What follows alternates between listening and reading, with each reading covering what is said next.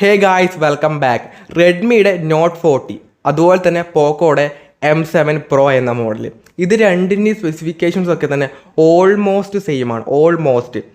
But price difference ആണെങ്കിലും ഒരു 4000 രൂപയുടെ പ്രൈസ് ഡിഫറൻസ് വരുന്നുണ്ട്. അത് ഞാൻ പറയാം. പ്രൈസ് വേരിയൻറ്റ് പറയുകയാണെങ്കിൽ പോക്കോയുടെ M7 Pro ഈ ഒരു ഫോൺ വരുന്നത് രണ്ട് വേരിയൻ്റ് ആയിട്ടാണ്. ബേസ് മോഡൽ എന്ന് പറഞ്ഞാൽ 6GB 128GB ആണ്. ഇതിൻ്റെ പ്രൈസ് 14,999 ആണ്. ഹയർ വേരിയൻറ്റ് 8GB 256GB ആണ്. ഇതിൻ്റെ പ്രൈസ് 16,999 ആയിട്ടാണ് വരുന്നത്. 17,000 രൂപയും 15,000 രൂപ റേഞ്ചിൽ തന്നെ ഈ ഒരു ഫോൺ വരുന്നുണ്ട്. റെഡ്മിയുടെ നോട്ട് 14 ആണെങ്കിൽ 3 വേരിയൻറ്റിൽ അവൈലബിൾ ആണ്. അതായത് 6GB 128GB ഇതിൻ്റെ പ്രൈസ് 18,999 ആണ്. മിഡിൽ വേരിയൻ്റ് ആയിട്ടുള്ള 8GB 128GB വേരിയൻ്റെ price 19,999 higher variant ആയിട്ടുള്ള 8GB 256GB വേരിയൻ്റെ പ്രൈസ് 21,999 ആയിട്ടാണ് വരുന്നത്. സോ രണ്ട് ഫോണിൻ്റെ ബേസ് മോഡൽ തമ്മിൽ 4,000 രൂപയുടെ ഡിഫറൻസ് വരുന്നുണ്ട്. അതാണ് ഏകദേശം സെയിം സ്പെസിഫിക്കേഷൻസ് ആണ് ഞാൻ പറയാം. എന്നാലും 4,000 രൂപയുടെ ഡിഫറൻസ് പ്രൈസ് തന്നെ വരുന്നുണ്ട്. ദെൻ രണ്ടിൻ്റെയും ഡിസൈൻ, പോക്കോ ആണെങ്കിലും റെഡ്മി ആണെങ്കിലും കൊള്ളാം. രണ്ടിൻ്റെയും ഡിസൈനൊക്കെ തന്നെ കൊള്ളാം. വലിയ കുഴപ്പമൊന്നും പറയാനില്ല. എന്നാലും ഏകദേശം ഒരുപോലുള്ള ഡിസൈനാണെന്നൊക്കെ പറയാം. വലിയ ഡിഫറൻസ് ഉണ്ടെന്നൊന്നും പറയാനല്ലോ. കേസൊക്കെ ഇട്ട് കഴിഞ്ഞാൽ അങ്ങനെ വലിയൊരു ഡിഫറൻസ് ഒന്നും ഡിസൈനിൻ്റെ ഭാഗത്ത് വരുന്നില്ല. രണ്ടിലും പ്ലാസ്റ്റിക്കിൻ്റെ ബിൽഡാണ് വരുന്നത്.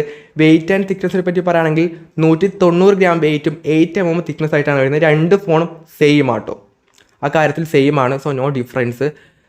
സോ ഡിസൈനിൻ്റെ കാര്യത്തിൽ അങ്ങനെയാണ്, സെയിം ആണ്. പിന്നീട് രണ്ട് ഫോണിലും IP64 IP റേറ്റിംഗ് ഒക്കെ തന്നെ കൊടുത്തിട്ടുണ്ട്. രണ്ടും ഒരുപോലെ തന്നെ വരുന്നുണ്ട്.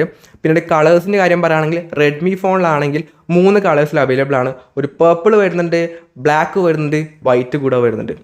പോക്കോയിലാണെങ്കിൽ 3 കളേഴ്സിന് അവിടെയും വരുന്നുണ്ട്. ലാവൻഡർ ഫ്രോസ്റ്റ്, പിന്നെ ലൂണാർ ഡസ്റ്റ്, പിന്നെ ഒലീവ് ട്വിലൈറ്റ് എന്ന കളറും അതിലും വരുന്നുണ്ട്. സോ കളേഴ്സൊക്കെ രണ്ടും അത്യാവശ്യം നൈസായിട്ടുള്ള കളേഴ്സാണ്, വലിയ കുഴപ്പമൊന്നും പറയാനില്ല. സോ ഡിസൈനും ബിൽഡിൻ്റെ കാര്യത്തിൽ ഓൾമോസ്റ്റ് സെയിം ആണ്. ബട്ട് എന്നാലും ചില വ്യത്യാസങ്ങളെങ്കിൽ ചെറിയ രീതിയിൽ മാത്രമേ ഉള്ളൂ. ബട്ട് ഓവറോൾ സെയിം ആണെന്ന് തന്നെ പറയാം, നോ ഡിഫറൻസ്. ദെൻ രണ്ടിൻ്റെ ഡിസ്പ്ലേ ആണ്. റെഡ്മി ഫോണിലാണെങ്കിൽ ഒരു 6.67 ഇഞ്ച് വരുന്നത് ഫുൾ HD AMOLED ആയിട്ടുള്ള ഒരു 120Hz ഡിസ്പ്ലേ ആണ് വരുന്നത്. 2100 നിറ്റ്സിൻ്റെ പീക്ക് ബ്രൈറ്റ്നസ് വരുന്നുണ്ട്. കോർണിംഗ് ഗൊറില്ല ഗ്ലാസ് 5ൻ്റെ പ്രൊട്ടക്ഷനും ഫ്രണ്ട് ഡിസ്പ്ലേക്ക് കൊടുത്തിട്ടുണ്ട്. ഫ്ലാറ്റ് ആയ ഡിസ്പ്ലേ തന്നെയാണ് വരുന്നത്. ഇനി പോക്കോയിലാണെങ്കിലും 6.67 ഇഞ്ച് വരുന്ന ഒരു ഫുൾ HD OLED ആയിട്ടുള്ള ഡിസ്പ്ലേ ആണ് അതിൽ വരുന്നത്. 2100 നിറ്റ്സിൻ്റെ പീക്ക് ബ്രൈറ്റ്നസ് വരുന്നുണ്ട്. 120Hz റിഫ്രഷ് റേറ്റ് കൊടുത്തിട്ടുണ്ട്. കോർണിംഗ് ഗൊറില്ല ഗ്ലാസ് 5ൻ്റെ പ്രൊട്ടക്ഷൻ ആ പറയുന്ന ഫോണിനും വരുന്നുണ്ട്. രണ്ട് ഫോണും സ്റ്റീരിയോ സ്പീക്കേഴ്സ് ഒക്കെ തന്നെ വരുന്നുണ്ട്. സോ ഡിസ്പ്ലേ വൈസും പിന്നെ രണ്ട് ഫോണിലും ഇൻ ഡിസ്പ്ലേ ആയിട്ട് ഫിംഗർ പ്രിൻറ്റ് സ്കാനറും വരുന്നുണ്ട്. സോ ഡിസ്പ്ലേ വൈസ് ഏകദേശം സെയിം ആണോ. രണ്ടിലും OLED തന്നെയാണ്. മറ്റില്ല AMOLED, മറ്റൊന്നിൽ OLED എന്നേ ഉള്ളൂ. വലിയ വ്യത്യാസമൊന്നും ആ കാര്യത്തിൽ ഉണ്ടാവാൻ വേണ്ടി പോകുന്നില്ല. പീക്ക് ബ്രൈറ്റ്നസ് ആണെങ്കിലും സെയിം ആണ്, ഡിസ്പ്ലേ സൈസ് ആണെങ്കിലും സെയിം ആണ്. രണ്ടിനും അത്യാവശ്യം ബേസിലൊക്കെ കുറഞ്ഞ ഡിസ്പ്ലേ ആണ്. സോ രണ്ടും സെയിം ഡിസ്പ്ലേ ആണ്. അവർ പേര് മാറ്റി വിളിക്കുന്നത് എനിക്ക് തോന്നുള്ളൂ. അല്ലാത്ത രീതിയിൽ നോക്കിയ സമയത്ത് രണ്ടും ഓൾമോസ്റ്റ് സെയിം ആണ്. വലിയ ഡിഫറൻസ് ആ കാര്യത്തിൽ പറയാനില്ല. സോ ഡിസ്പ്ലേ വൈസും സെയിം ആണ്.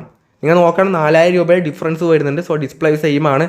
ദെൻ ഇതിൻ്റെ ക്യാമറ, റെഡ്മി ഫോണിലാണെങ്കിൽ 15 MB പ്രൈമറി ക്യാമറ വിത്ത് സോണിയുടെ LYT600 എന്ന സെൻസറാണ് വരുന്നത്. 8 MB അൾട്രാ വൈഡും വരുന്നുണ്ട്. 2 MB ഒരു മാക്രോ ലെൻസും റിയറിൽ വരുന്നുണ്ട്. ഫുൾ HD ഒരു 13 FPS വീഡിയോസും റിയർ ക്യാമറയിൽ ഷൂട്ട് ചെയ്യാൻ വേണ്ടി പറ്റുന്നുണ്ട്. 20 MB ഒരു സെൽഫി ക്യാമറയും റെഡ്മി ഫോണിൽ വരുന്നുണ്ട്. അതിലും ഫുൾ HD മാത്രമേ സപ്പോർട്ട് ചെയ്യുന്നുള്ളൂ. ദെൻ പോക്കോയിലാണെങ്കിൽ 15 MB പ്രൈമറി ക്യാമറ വിത്ത് സോണിയുടെ LYT600 എന്ന സെൻസർ അതിൽ വരുന്നുണ്ട്. അതുപോലെ തന്നെ ഒരു 2 MB ഡെപ്ത് സെൻസറാണ് അതിൽ സെക്കൻഡറി ആയിട്ട് വരുന്നത്. അൾട്രാ വൈഡ് വരുന്നില്ല, മാക്രോവും വരുന്നില്ല. സോ മാക്രോ കൊണ്ട് വലിയ യൂസ്ഫുൾ ഒന്നുമില്ല. അതുകൊണ്ട് തന്നെ ഡെപ്ത് ആണെങ്കിലും ഒരുപോലെ തന്നെയാണ്. പിന്നീട് 20 MB സെൽഫി ക്യാമറ വരുന്നുണ്ട്. രണ്ടിലും റിയറിലാണെങ്കിലും ഫ്രണ്ടിലാണെങ്കിലും ഫുൾ HD 13 FPS വീഡിയോസ് അതിലും ഷൂട്ട് ചെയ്യാൻ വേണ്ടി പറ്റുന്നുണ്ട്. ക്യാമറയുടെ കാര്യത്തിൽ ഡിഫറൻസ് വരുന്നുണ്ട്. മറ്റേൽ അൾട്രാ വൈഡ് വരുന്നുണ്ട്. മാക്രോ ഡെപ്ത് ഒന്നും കമ്പയർ ചെയ്യേണ്ടതൊന്നും ആവശ്യമില്ല. അതൊന്നും പറയുന്നത് തന്നെ നാണക്കേടാണ്. സോ അതെന്തോ ആവട്ടെ, തേർഡ് ക്യാമറ അല്ലെങ്കിൽ സെക്കൻഡറി ക്യാമറ എന്തോ ആവട്ടെ, അതൊന്നും വിഷയമല്ല. 8 MB അൾട്രാ വൈഡ് റെഡ്മി ഫോണിന് എക്സ്ട്രാ ആയിട്ട് വരുന്നുണ്ട്. 4,000 രൂപ അധികം കൊടുക്കണം. ശരിക്കും പറഞ്ഞ് ഈ ബഡ്ജറ്റ് റേഞ്ചിലൊക്കെ വരുന്ന സമയത്ത് ഈ 8 MB അൾട്രാ വൈഡിൽ എടുക്കുന്ന ഫോട്ടോ ആണെങ്കിലും വീഡിയോ ആണെങ്കിലും വലിയ രീതിയിലുള്ള ഒരു ക്വാളിറ്റി നമുക്ക് വേറെ സ്ഥലത്ത് ഷെയർ ചെയ്യാനോ ഒന്നും നമുക്ക് തോന്നത്തൊന്നുമില്ല. കാരണം പ്രൈമറി ക്യാമറ അത്യാവശ്യം നല്ല ഡീറ്റെയിൽ ആയിട്ടുള്ള ഫോട്ടോസ് ആയിരിക്കും പ്രൈമറി കിട്ടുന്നത്. അപ്പം ഈ അൾട്രാ വൈഡിലൊക്കെ എടുക്കുന്ന ഫോട്ടോസിൽ ഇൻഡോറിലൊക്കെ എടുക്കുകയാണെങ്കിൽ ഒരു ഭയങ്കര ശോകം പിടിച്ച ക്യാമറ ആയിരിക്കും അൾട്രാ വൈഡ് എന്നൊക്കെ പറഞ്ഞത്. ഈ ബഡ്ജറ്റ് റേഞ്ചിലൊക്കെ പറയുന്നത്, അല്ലാതെ ഫ്ലാഗ്ഷിപ്പ് ലെവലിലെ ഫോൺസിനെ പറ്റിയല്ല പറഞ്ഞത്. സോ അതുകൊണ്ട് തന്നെ നിങ്ങൾ തീരുമാനിക്കുക, അതായത് നിങ്ങൾ ഈ ഫോൺ വാങ്ങിച്ച റെഡ്മി ഫോൺ വാങ്ങിച്ചു കഴിഞ്ഞാൽ നിങ്ങൾ അൾട്രാ വൈഡ് വെച്ച് ഫോട്ടോസ് എടുക്കുമോ എന്നുള്ളത് നിങ്ങൾ ആദ്യം തീരുമാനിക്കാം. അങ്ങനെയാണെങ്കിൽ മാത്രം പോയിട്ട് അത് സെലക്ട് ചെയ്യുക ക്യാമറ ഡിപ്പാർട്ട്മെൻറ്റിൽ. അല്ലാത്ത രീതിയിൽ രണ്ടും സെയിം ആയിട്ട് തന്നെ ഞാൻ പറയുന്ന വലിയ ഡിഫറൻസ് ഒന്നും ക്യാമറയുടെ കാര്യത്തിൽ പറയാനില്ല. സോ ഫോട്ടോസ് ആണെങ്കിലും രണ്ടിലും അത്യാവശ്യം നല്ല രീതിയിലുള്ള ഫോട്ടോസൊക്കെ ഷൂട്ട് ചെയ്യാൻ വേണ്ടി പറ്റും. സോ വലിയ ഡിഫറൻസ് ആ കാര്യത്തിൽ വരുന്നില്ല. ദെൻ രണ്ടിൻ്റെയും പെർഫോമൻസ് ആണ്. രണ്ട് ഫോണിലും MediaTekൻ്റെ Dimensity 7025 Ultra എന്ന ചിപ്സെറ്റാണ് വരുന്നത്. ആൻഡ് സ്കോറൊക്കെ പറയുകയാണെങ്കിൽ 4,70,000 4,18,000 ആ റേഞ്ച് രണ്ടിനും കിട്ടുന്നുണ്ട്. സോ ആ കാര്യത്തിൽ വലിയ ഡിഫറൻസ് വരുന്നില്ല. പിന്നെ LPDDR4X റാമും USF 2.2 സ്റ്റോറേജും രണ്ട് ഫോണും സെയിം ആയിട്ട് വരുന്നുണ്ട്. ആ പെർഫോമൻസ് കാര്യത്തിലും ഡിഫറൻസേ ഇല്ല. ഹൈപ്പർ വോയിസ് ആയിട്ടാണ് വരുന്നത് രണ്ട് ഫോണിലും, കാരണം രണ്ടും ഷവോമിയുടെ ഫോൺസാണ്. പിന്നെ ആൻഡ്രോയിഡ് 14 ആയിട്ടാണ് വരുന്നത്. 2 വർഷത്തേക്ക് സെക്യൂരിറ്റി അപ്ഡേറ്റും ആൻഡ്രോയിഡ് അപ്ഡേറ്റും 4 വർഷത്തേക്ക് സെക്യൂരിറ്റി അപ്ഡേറ്റും ഇവിടെ പ്രൊവൈഡ് ചെയ്യുന്നുണ്ട്. So no difference. പെർഫോമൻസിൻ്റെ കാര്യത്തിലും യാതൊരു ഡിഫറൻസും ഇല്ല. സെയിം ചിപ്സെറ്റ് എല്ലാം സെയിം ആണ്. No difference. ബട്ട് 4,000 രൂപ അധികം റെഡ്മി ഫോണിന് കൊടുക്കണം. അതാണ് വലിയ ഡിഫറൻസ് ആയിട്ട് പറയാനുള്ളത്.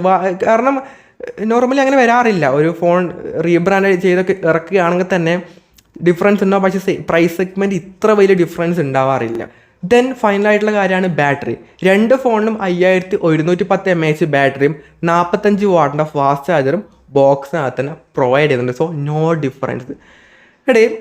ഒരു കാര്യം ഷവോമിയോട് പറയാനുള്ളത്, അതായത് നിങ്ങൾ ആൾക്കാരെ പറ്റിക്കാനാണ് അവിടെ ഇറങ്ങുന്നത്. അതായത് രണ്ടും ഇവരുടെ ബ്രാൻഡിൽ വരുന്ന ഫോൺസാണ്. 4,000 രൂപ ഡിഫറൻസിൽ ഇവർ ഈ 8 MB അൾട്രാ വൈഡാണോ കൊടുക്കുന്നത്? അതിനാണോ ഈ 4,000 രൂപ അധികം വാങ്ങുന്നത്? അല്ലേ?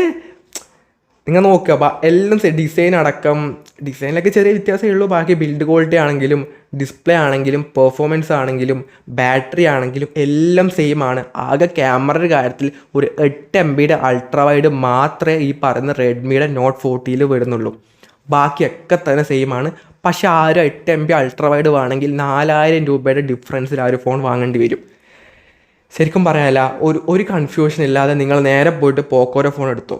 അതാണ് നിങ്ങൾക്ക് ഏറ്റവും ഒരു വേർത്ത് ആയിട്ടുള്ള ഫോൺ എന്ന് പറയുന്നത്. കാരണം ഈ 4,000 രൂപ കൊടുത്തിട്ട് ഒരു 8 MB അൾട്രാ വൈഡ് എടുക്കേണ്ട ഒരു ആവശ്യമില്ല. കാരണം അതിനെ കൊണ്ട് ഒരു ഉപയോഗം ഉണ്ടാവേണ്ടി പോകുന്നില്ല.